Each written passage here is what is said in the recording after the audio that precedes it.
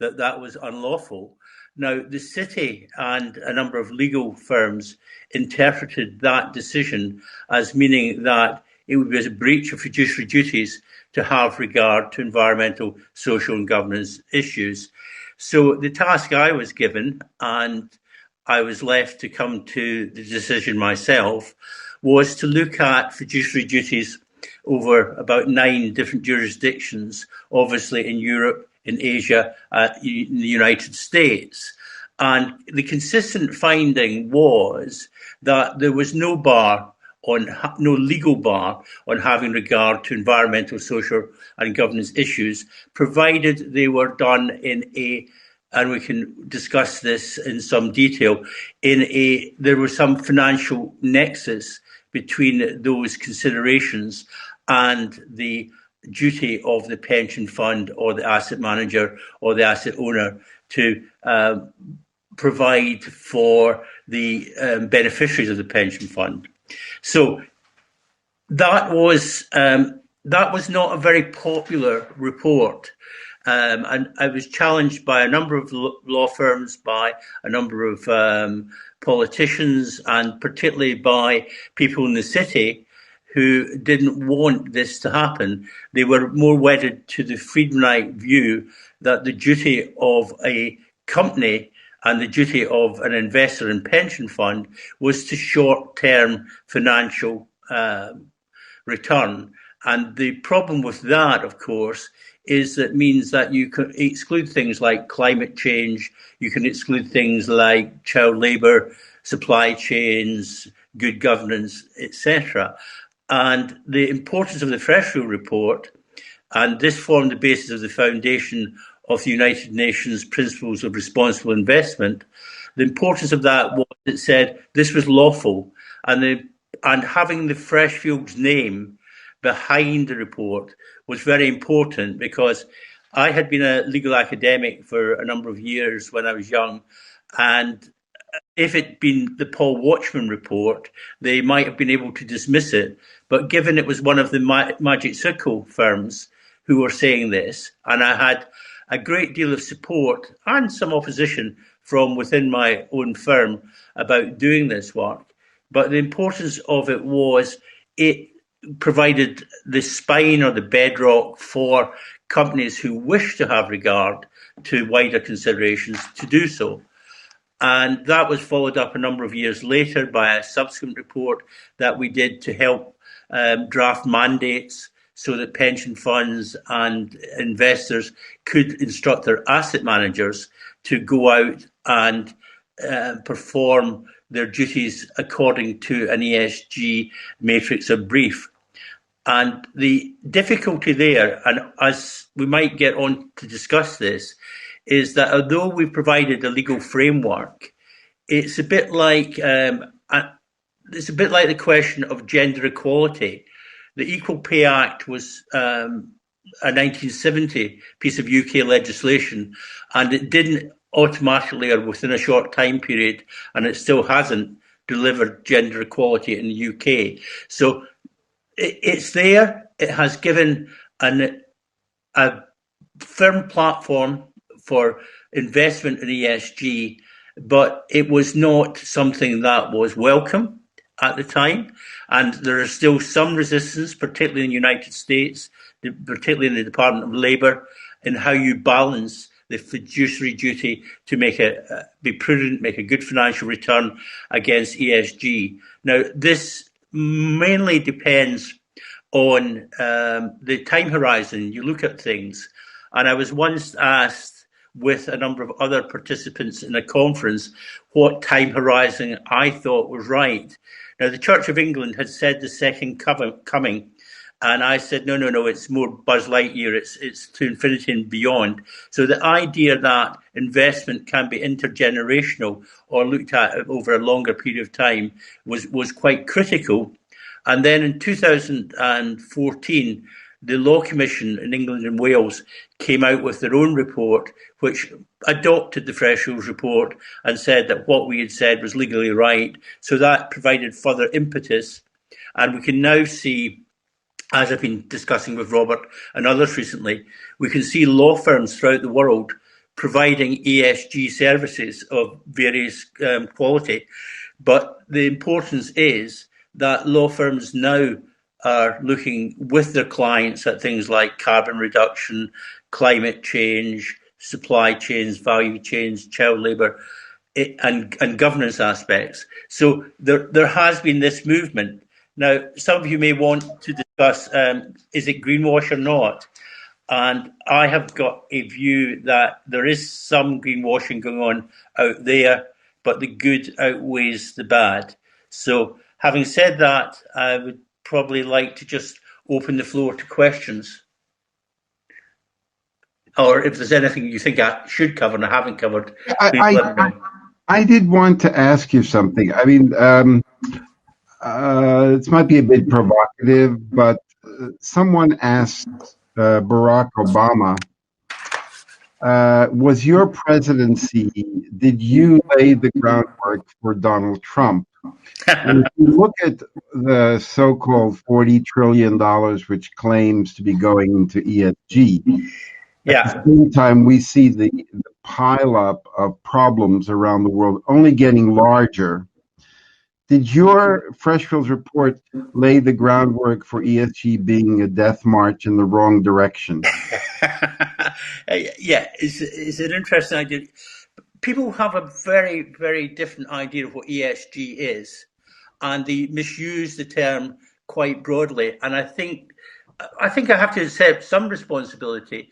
But the problem with being a lawyer is lawyers are people who advise people. They're people who provide frameworks and choices.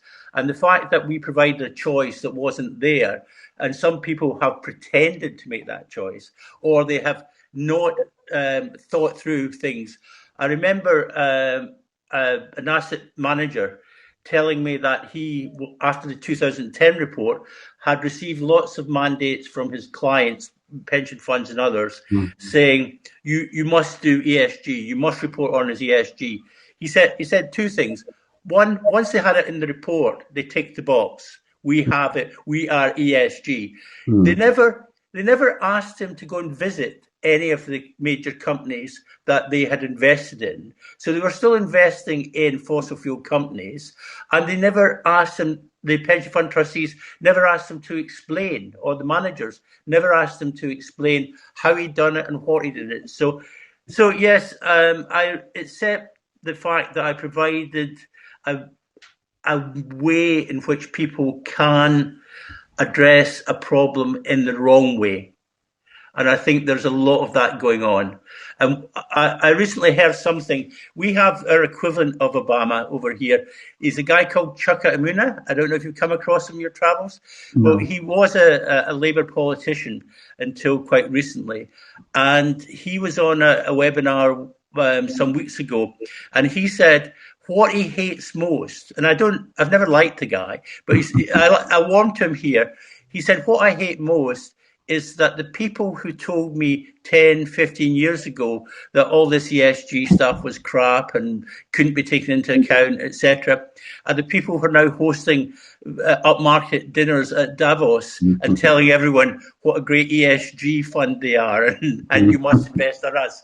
So there is a degree of hypocrisy, and I can accept some of the blame, but perhaps not all. Is there room for well, maybe not Freshfields because you're not with Freshfields anymore, but a Paul Watchman 3 report that can we actually focus more on a restorative approach to investment? Because at the moment, I'm often having to explain to family offices in Asia, how is it possible that the companies that are the most toxic score so well on the Dow Jones Sustainability Index? Yeah. They're only looking at what they report, not what they do. We need a new approach in ESG should be more restorative. Yes. We definitely need to do that. We need to have a report that actually looks what's happening on the ground. And I'm doing two things just now, which you might be interested in. One is talking to governments and to bodies in countries like South Africa and Australia, Japan, Brazil, etc., with the blended capital group and Paul Clements Hunt, and looking at the impact of the coronavirus on economies and on communities. And that's been quite interesting because it has brought a different type of focus. And the second thing I'm working on just now is there are two reports, both to be presented to the United Nations next year. One is on ESG and the rise of the ESG law firm. Why are law firms providing these services? They didn't in the past, and are they doing what you were suggesting? They might be doing something that is window dressing. But at the same time, I'm looking at how the culture of law firms has changed. And one of the difficulties that you get, it's a bit like Boohoo, when they were rated so highly by some of the rating agencies just prior to the scandal breaking about how they were treating workers in Darkest Leicestershire. In the heart of England, they were exploiting people. But the thing about that is the model that company was using was based on exploitation. You cannot make a garment for £1. You cannot sell a garment for £5 without somewhere in your supply chain getting someone to work for nothing or for very little. So there is a need to see where we are now and what is the best practice and what is the worst. Because I think that what I'm seeing, for example, is a number of law firms presenting themselves as champions of ESG, but yet scoring the lowest category mark. It's a bit like, I'm going to say, I hope someone's here from BlackRock.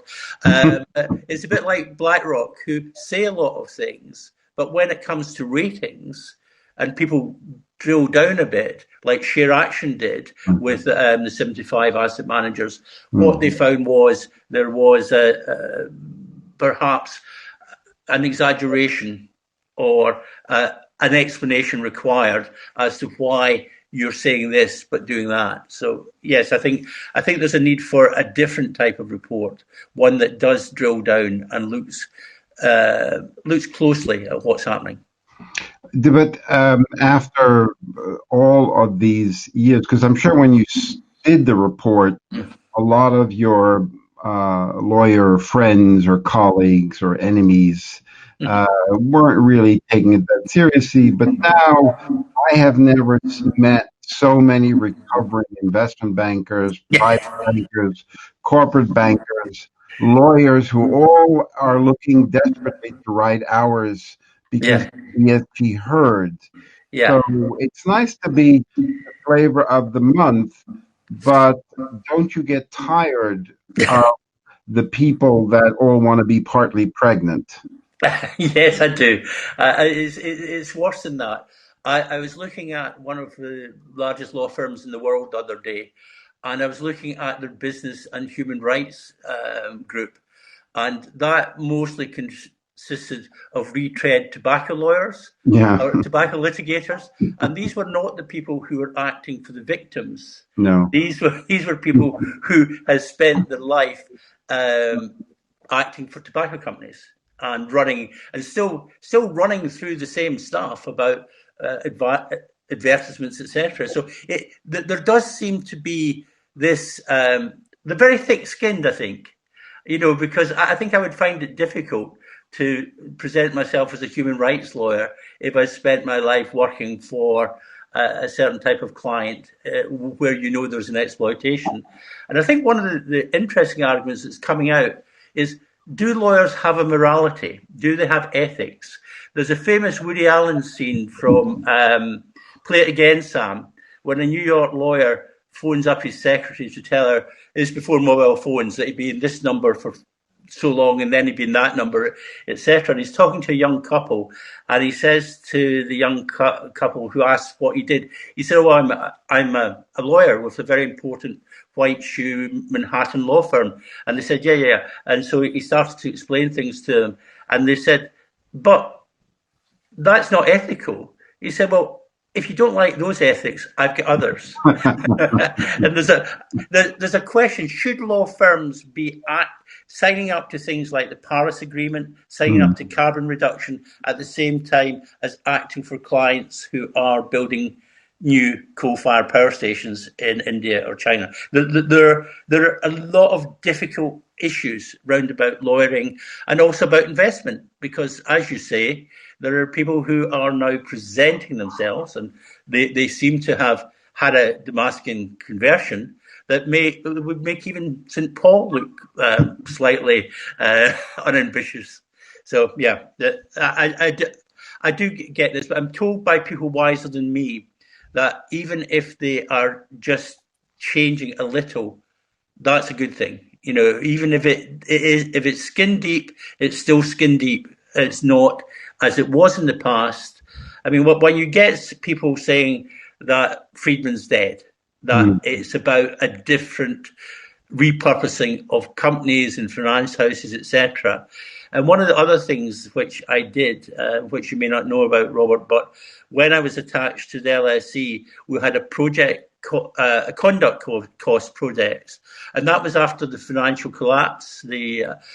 We took the 25 largest banks in the world and we looked at how much money they paid out on what we call conduct costs, which are really misconduct costs. And so it was fines, penalties, settlements, damages, etc. The last time I looked, and we've done it up to about 2018-19, it was 465 billion. And I can't remember, I think it's pounds, but I think the pound's worth about the same as the dollar these days. So but it was huge. Do you think that the new EU taxonomy is going to change the market, is going to maybe clean up things that are not necessarily green bonds, or that giving a little bit more shine to ESG? Well, I'm a great believer, and I think this is part of the legal training. If you put a process in place and there are requirements in terms of accountability and disclosure, etc., that process in itself helps you along the way, because you can then, I know people love this, they like to measure everything. They measure love if they could do, but they like metrics. And the thing is, if they start to gather things, you can compare them. You can one of the things I'm doing just now is comparing law firms with ESG practices. And some have got 5 lawyers and some have got 400 lawyers. And I just don't believe the 400. But nevertheless, it's important that we start to gather information together. And I think the taxonomy might help then. But I do know a lot of people think it's not going to make a difference. I'm just hopeful. Okay. I'm going to take some of the questions that have been posed. Marie-José, she had a question. How do you see ESG and sustainable investment evolving in the coming years? Is it just going to be more zero but no impact? Yeah, well, I see people starting to question. There was a case in Australia recently. A fellow brought a case against his pension fund, and they settled out of court. And they changed. He accused them of not taking climate change into account in the way they should. And I know that all investors do great on that score, but he was successful in persuading them. So the way I see sustainable investment going is that there will be more information coming and people will be able to sort out the wheat from the chaff. And I think you'll have a narrowing down of the market, because I was looking the other day, how many ESG funds are there?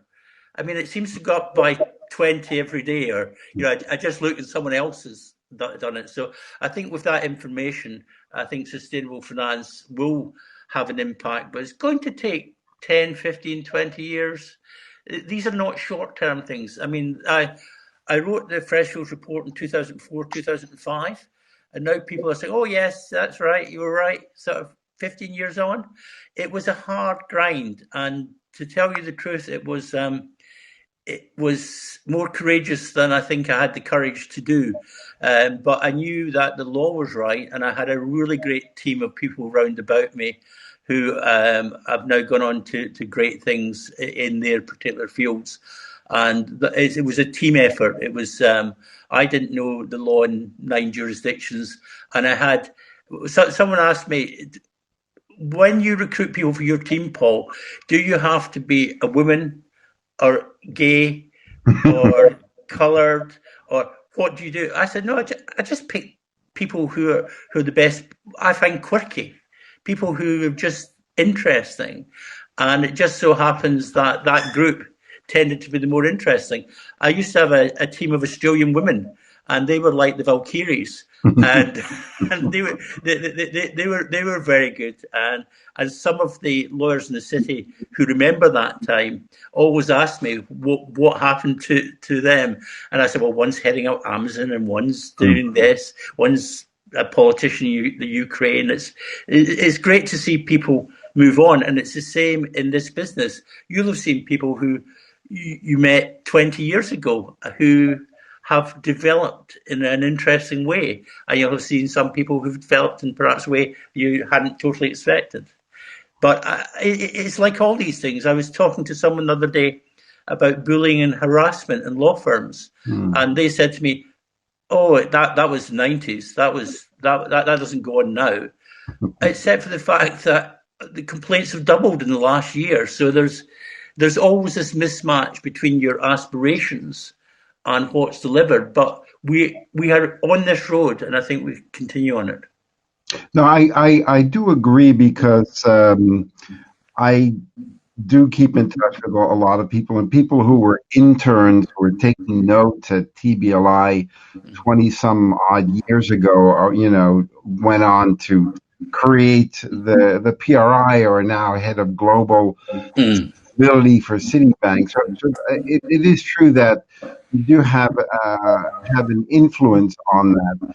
But at the same time, I get very frustrated that it seems that ESG, particularly with some of the aspirational statements of PRI, seems to be have become a fitness club where everybody wants the membership card, but nobody wants to get on the exercise machine. Yeah, well, I think that's true, and I think it's particularly the strength and weakness of PRI is the number of people they've got. Their weakness is that they haven't rooted out some people who should have been rooted out a while ago. And I do think you're absolutely right that it's almost like a London gentleman's club. Yeah. You sign up, you pay a little bit of money, but you hardly ever go there and discuss things. And I think that a lot of people are happy to be members, but not really working out what that means. Right. And it must mean when you sign up to things like the Global Compact, or you sign up as a PRI member, you've got to respect those principles. And it's the very people that you find disappointing. I have got a bee in my bonnet about chocolate, because chocolate manufacturers have been saying for about 20 years now they're going to end child labour. And when you look at what the chocolate manufacturers give to the plantation owners in Africa, it's about 25 cents and $10, and they're surprised to get labour exploited or forced or child labour. I think there's an awful lot of things that can be done quite easily. But another thing I just like to mention, when we've got some people here from things like the accountancy firms, is that one of my problems has always been the big four doing corporate responsibility work, doing the reporting roundabout ESG, etc. Because there's a tension between the financial reporting and I never use the words non-financial reporting, but the ESG reporting. And I think that's an issue that has to be looked at very closely. Okay, I'm going to take a few more questions. Marius, I had another question. Can you speak about the legal framework for impact, if there is any? Well, I wish I could, but there's not any legal framework that I'm aware of that deals with impact sufficiently. I think I wish there was, but there is not. Okay. And what is your view about the effervescence of sustainability reporting and the move towards a single comprehensive standard? Are we moving towards a single comprehensive standard? I don't know. It's a bit like what we discussed before. It's really, when I said there's an ESG fund every day. Well, I was listing for this report I'm doing, I was listing all the terminology: ESG guidelines, ESG targets, ESG standards, ESG Concord. It goes on and on. I think that there is a need for unification, but also having different industry standards. I think there's too much happening. There's too much, and I just think that we should really agree on what we think the best standard is and go for it. But the problem with standards is like anything: you can pass laws, but you have to invest in enforcement and regulation. And one of the things that I am very concerned about is that the state seems to have decided it's not going to regulate. That they will say things like, take into account ESG, I'm the pension regulator, I'm the financial review commissioner, or whatever, but they are not regulating the market in the way in which they should do. They should be providing leadership. And I think one of the problems with the EU is it's too unwieldy. You've got 27 members. You've got to try and push things down and across. I just think that there is a need for. I think that the thing I think has worked out best is probably the Ruggie principles on human rights. I think that has done really well, and I think you can see it evolving. And I think it's successful because it's recognised as a universal standard. Naoka wanted to ask you, what do you think of the latest report by the World Economic Forum and the Big Four on measuring stakeholder capitalism toward common metrics and consistent reporting of sustainable value creation? She finds it promising. What do you think? I've got less hope for that. I've got less hope. I think they should be much more direct in how they are going to measure things. And I do think the Big Four, it's important to have the Big Four, but I would rather it was taken out of their hands. I really do think that the problem with the Big Four is that they are too dominant in the market and they shouldn't be playing about with standards. I think there is a role for a body, an international body, or someone like Ruggie having international support to push forward the standards. So I'm pessimistic about that. Thomas was asking something about the collection of big data. What if you could create a machine of super fans? Yeah. In ESG gathering massive amounts of data on product and supply chain, and then use that data to inform the shoppers to buy tomato A over tomato B at scale. How fast could that be done if done correctly? Well, they're precedents, aren't they? I mean, there's a couple of the big data firms out of New York, and also it's called sort of Reputation Rev or something, Rev or whatever, and they collect an awful lot of information on ESG on a hour by hour basis. They're looking across, I think, about 15,000 companies, and they're plugging in. So I see no reason at all why that could not be done quite quickly by these firms. It's just really a matter of collecting the data. Okay. Jennifer wanted to know, do you think that bank capital cost for lending with impact should be used as a carrot, or should there be a focus on incremental extra capital costs focused on risk only and cost to the planet? That's a very small question, isn't it? Can we break it into? Take me through the first bit, and then the second bit, then the third bit. So, the first bit is in relation to banking costs, how that could be used to influence. Is that right? Mm-hmm. Right. Well, I think that banks are really at a very difficult point in their development. Given what happened during the period, the last 15 or 20 years, we have seen, I suppose, the worst of banks. And one of the things that I look for is I look for ways in which banks are dealing with issues. And the issue I'll mention now is the Equator Principles, which are now on their fourth iteration. Mm-hmm. And if you look at how much they contribute, each bank contributes towards the secretariat for that, it is a tiny amount of money. And how can you argue that you're serious about imposing environmental and social standards unless you do this? So, but I think that I'm looking at people like Wells Fargo, who had a terrible record during the time of putting pressure on their employees to sign up people to accounts. And I'm looking at them now and I'm having difficulties because if they are really doing what they say they're doing, then the influences come through hitting the wall, basically. You know, they've done things that have been as bad as can be done. You know, if you look at bribery and corruption and money laundering, etc., the banks have had a really torrid time. So I don't know if we have got sufficient powerful influences to do roundabout here. I'm really not optimistic about that.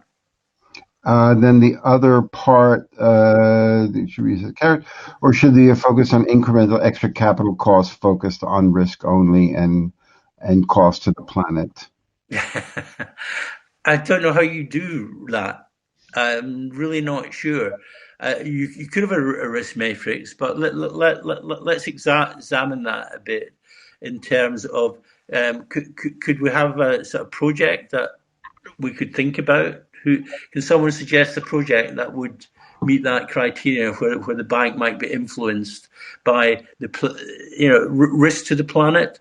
I suppose deforestation might be one where you want to get investment away from cutting down palm or planting palm trees or cutting down habitats, etc. How do you quantify that? How do you put that into cash terms? I'm really not sure. And please do remember I'm a lawyer. Yeah, well, okay, you're a lawyer, and there have been some attempts from other lawyers to sue countries for not addressing climate risk. That was done in the Netherlands. They went after it, and they won in the High Court. Yeah. Okay, doesn't mean that the government has changed overnight their policies, but there have been various attempts on this, and now in Australia, I was reading that is that a good is that a strategy that can be effective? Yeah, I'm all for test case strategies, and I'll give Client Earth a plug here, who've been doing great work, and there's some other hybrid law firms. They're part NGO, part law firms. Okay. Why a test case strategy is interesting, and I go back to the 1970s when I used to do work on a homelessness stress test case strategy for shelter and for other bodies, and we used to bring cases.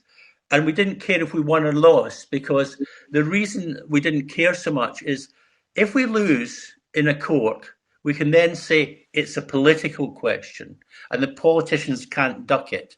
The thing with law is that if the judges don't want to become involved, they will not become involved. So it's a very slow process, but it's one that's worth doing just to figure out where the law can be used to advantage. And I'll give you two examples.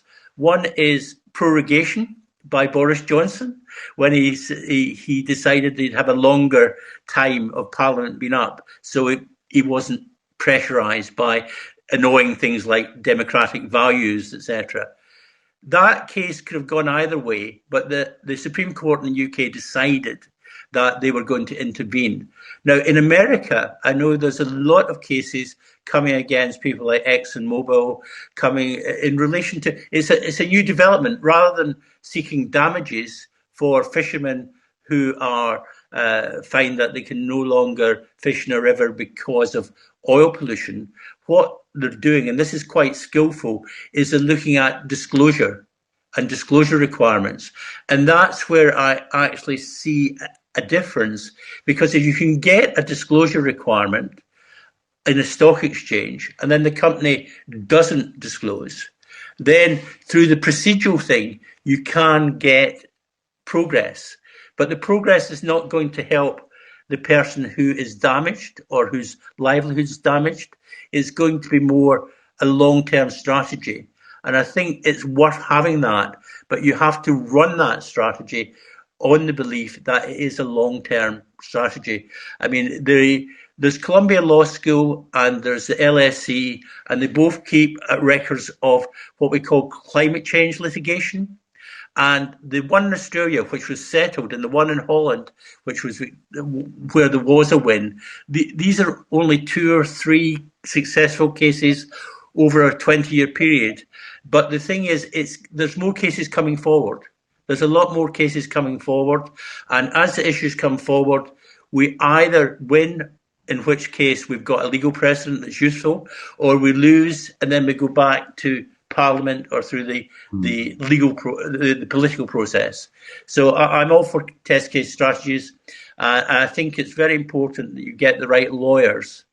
Always pick the best lawyers, and you can get them to do it pro bono or for a reduced fee if they believe in it enough. A lot of the people that I deal with are international lawyers, human rights lawyers, environmental lawyers.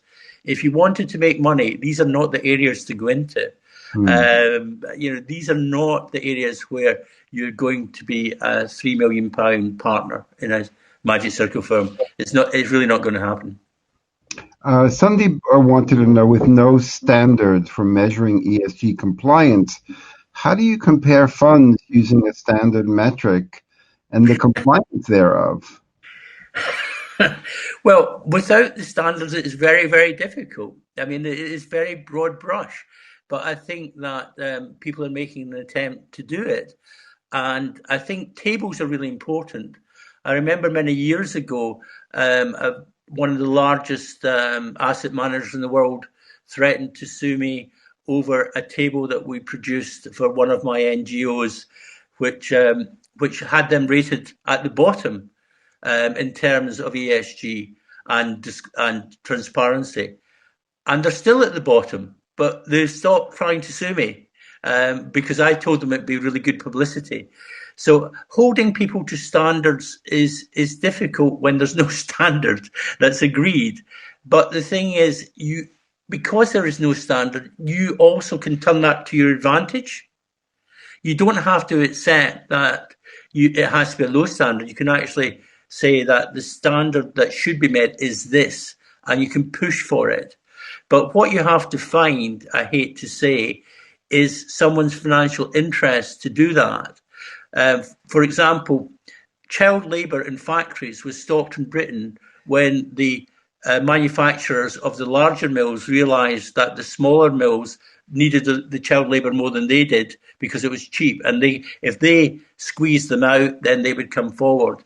And one of the things I would like to do is to think that we're going to start losing patience with people like Nestle and Cadbury's and all these people and say, look, you've had 20 years to stop this. You haven't done it. So I wouldn't worry too much about the lack of a universal standard. I think we can make standards and we can make them as we go along. I think it's very important we do. Okay, I just want to, before I take another question, the Carbon Tracker report, which I'm sure you're familiar with. The what? The Carbon Tracker report. Oh, yeah. Which said basically we have to stay at 2 degrees, we have to leave 2,200 gigatons in the ground. But if the oil companies have been claiming €40 or $100 a barrel, and they can't take that out of the ground, have they been committing fraud on their balance sheet, being a lawyer? Fraud is very difficult. You really have to be a pharmaceutical company with a suitcase of money that you pass over. I think that the criminal law in particular is a very, very difficult thing. Many years ago, I studied regulation by crime, things that are not in themselves criminal activities like murder, but not having a TV license, etc. And what we found the common pattern to be is that criminal regulation is something that is ineffective. I mean, and I think that that's one of the issues. What people sometimes say to me, Paul, if the law is such a great thing, why have no bankers ended up in jail over the? And the answer to that is we're looking at the wrong thing, because once you involve criminal law, you involve long trials, etc. You want some form of effective, low-level regulation that get things changed. But I am very worried that the state has decided to leave it to litigation. It's cases that have been brought before the US courts, the Australian courts, the Dutch courts, the British courts, and people shouldn't be in that position. It shouldn't be down to an NGO. It should be down to government to regulate things properly. So I'm not sure if that's an adequate answer, but the fraud cases are few and far between. And there is this issue that we might as well get to. When I said that the banks have paid 460 billion in conduct costs, where has that money gone? It's a tax for doing business badly. Right. And so you could say that it's not just shareholders who've lost that money, it's stakeholders. And also it's bad for the economy, because I remember someone from an oil company saying to me that they wish they'd never had that pipeline built using slave labour, because it sort of spoiled their day. Every Monday they came in and there was someone saying, what are you doing about this? What are you doing about that? And the point is that it takes management's eye off the ball, and it consumes a huge amount of money. Believe me, I do like being a lawyer, but I prefer my clients to do what they do, providing they do things that are reputable and environmentally sound. But I don't expect you would want to spend all day, all week with lawyers preparing briefs. When I was at Freshfields, they did the BCCI Bank of England case, and we acted for the bank. It was the longest piece of litigation in English legal history. And I think it went on for about 8 to 11 years. And the law is not a very easy implement, but I do think that there are ways you can use it to your advantage, and test cases are one of them. But criminal law, I just don't see being effective.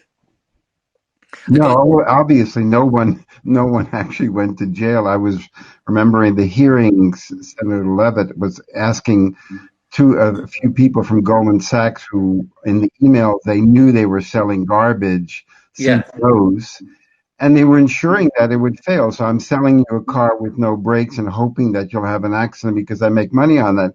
And when he asked the fund managers, don't you have a problem with that?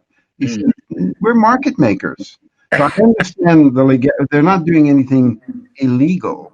Yeah. But it seems, whatever happened to, everything that we learned. I don't know if you ever read that book, all the things that you learned in kindergarten but forgot, like share everything, play fair, don't hit people, clean up your mess, don't take things that aren't yours. I mean, just basic stuff that you grew up with, and everything has become so complex to avoid any responsibility whatsoever. Yeah. Well, one of the things you could do is, and could be a useful piece of legislation, is to rewrite the directors' duties so that directors had an obligation to play fair, to take into account their impacts on environment, social and communities, and governance. If we had that, we had a way of enforcing it. Now, someone once told me this, that directors and officers' liability insurance, D&O insurance, is very, very cheap.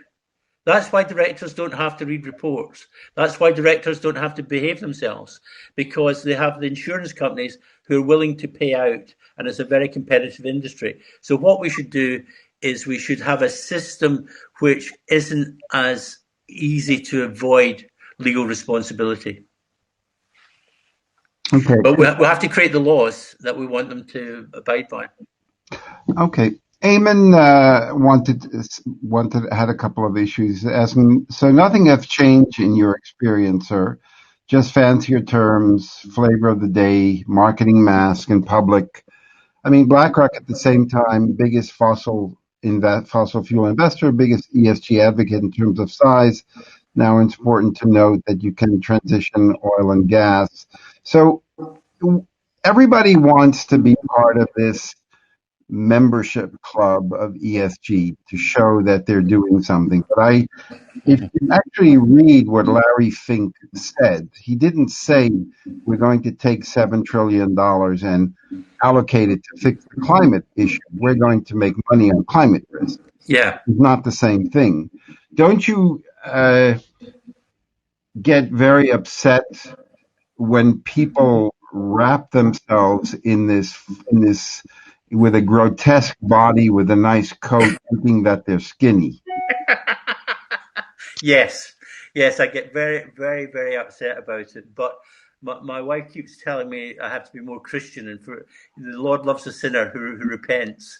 But I do find it very difficult when people are saying things and not delivering, because I wouldn't mind if BlackRock were better, if they did follow through.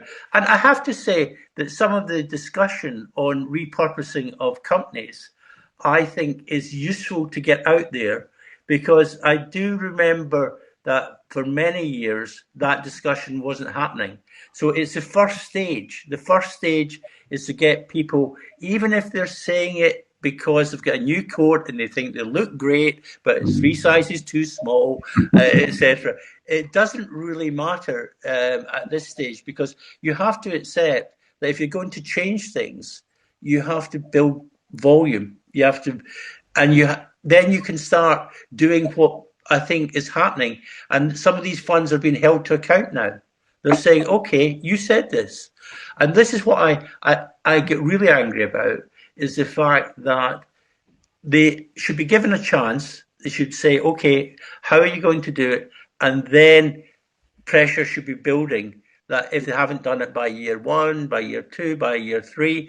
And that's what I meant when I said about why I get so angry about the chocolate people. In the sense that they've got all the tech. You've got satellites in outer space. You've got drones. You don't have to announce that your environmental consultant's coming a week on Wednesday, and could you please paint the shop so that and get the children out of the place so we don't actually see them.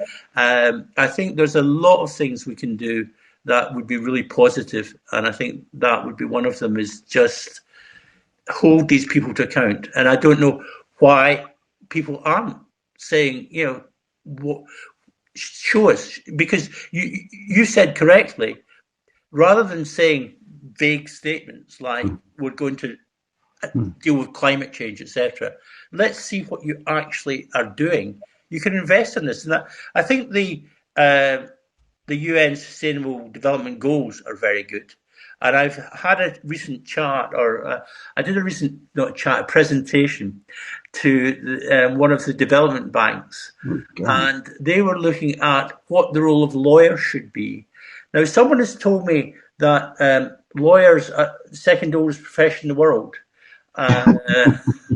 And because I believe in the rule of law, and because I believe in lawyers, that they can have a new role. That role could be more in terms of not just advising your client what the law is, but where your client has signed up to something like the Global Compact or PRI, etc. You could say to your client, well, yes, you've got some carbon in the ground there, but you've actually signed up to reducing your carbon footprint. And if you do actually take that oil out, I know it's $40 a barrel, $40 a barrel, then you're breaching your social license, or you're breaching a covenant that you've made. You have stated. I mean, this is what I can't get over. You get law firms, you get businesses who state that they are going to do certain things. They're going to, by 2030, reduce their carbon footprint, blah, blah, blah, blah. Mm. And then you see that they're doing the exact opposite. You know, and it's also true about investment and investor banks. I just think that some of the projects that are supported are very good, but some are less so. But I've noted that over time, companies like GE, who've had a torrid time in the stock exchange, have actually done some really interesting engineering projects around about zero energy. And they have built these huge turbine blades for the largest offshore wind farm in the world, which has been built just now by a Scottish power company somewhere off the east coast of Britain. So there are things happening that give me a lot of hope. I mean, I do have my angry moments, but I also am more hopeful than angry. There are no angels. There are plenty of heroes. I mean, believe it or not, I used to work on oil rigs in Iran in the North Sea, so everyone has a history. Yeah. Who would you not work for? I mean, so you wouldn't defend the chocolate company, that's clear, because that seems to be something that's really bothering you. Yeah. But who would you not work for? Tobacco companies. Okay. Most of the sin stocks. But in saying that, when I was a lawyer, obviously I advised oil and gas companies. Sure. I advised tech companies. I advised companies that chopped many forests down, etc.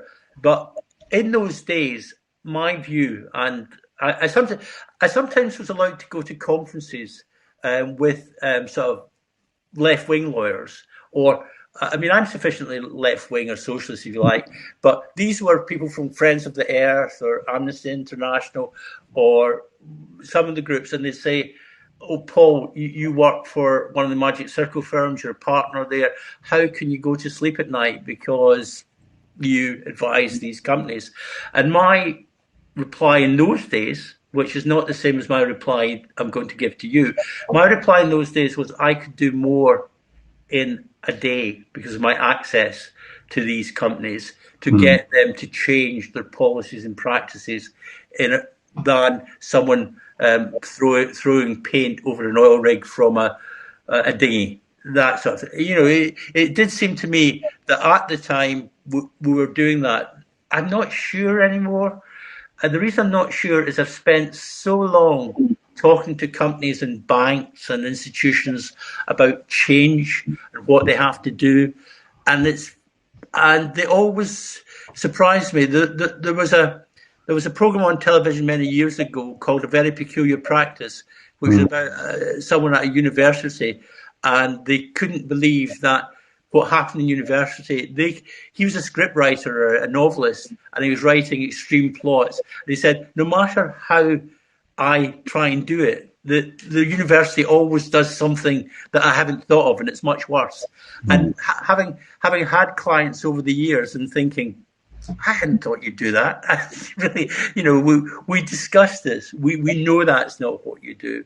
And I think that one of the problems that lawyers have is you can talk to your clients, but unless, even if there's pressure, top-down pressure coming, it's the people have to absorb it and agree to it and be part of it, because a lot of errors. Well, you said you worked on oil rigs. I had a friend who did a study of accidents on oil rigs, and back in the 1970s, and they said, oh, these accidents are due because the technological demands of working an oil rig were so great. There's a white-hot technological era. And what he found was it's mostly slips and trips. Yeah. And I think that's what happens in companies, that you can get the senior partner. Oh, I saw something really interesting. I'm just going to say it. Hopefully someone from Freshfields is here. They can come back to me. But they had a webinar the other day on social justice, diversity and inclusion. And so the senior partner, who's an old Etonian, introduced 3 Harvard Law School graduates. And I was just thinking, maybe they had someone who went to Yale or one of the lesser law schools. Just the message in terms of diversity seemed to get lost in that moment. So, but in saying that, at least they're trying to do something. And I've got a lot of time for Freshfields and the people who are involved in their diversity work and their ESG work. But I do think that law firms have to look very closely at what they're doing. For example, I didn't know the identity of the American law firm until recently that Philadelphia, the movie, was based on. But I do know now. But I'm not going to say it. Someone else can look them up, because it's interesting. That was back in the 1980s. It's not that long ago. Do you think the financial sector, particularly private banks, I'm seeing they're getting more and more challenges of trying to attract the best and the brightest, because those who've worked there and have 6-figure incomes and been there 10 or 15 years have said, I've had enough. Yeah. They're not serious about this. Is that happening in the law firms? You know, I am sick and tired of